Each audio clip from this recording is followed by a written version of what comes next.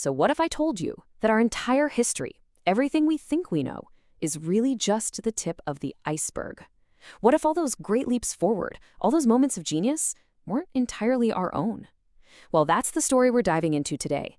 A 65,000-year-long secret, a rescue mission that connects our own world to a dying red one right next door.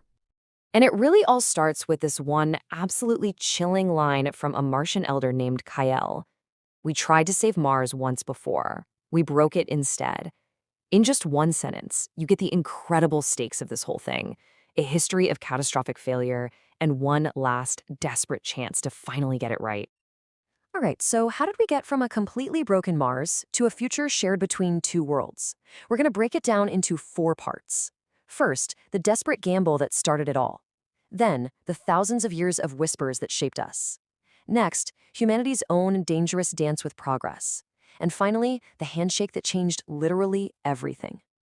Let's rewind the clock, way back. 65,000 years. I want you to picture Mars, not as the cold, dead rock we see today, but as a world in its final moments. Its oceans are boiling away. The atmosphere is getting stripped into space. It's a terrifying scene.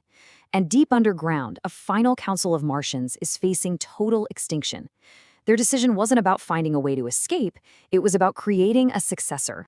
Now, before they ever looked at Earth, they tried to save their own world, and it was a failure on a cosmic scale. Their goal was, well, it was audacious: restart the entire planetary core to get their magnetic field back. And their method? Firing plasma lances the size of continents deep into the planet's mantle. The result, as you can see, was a catastrophic overload that literally cracked the planet's crust wide open.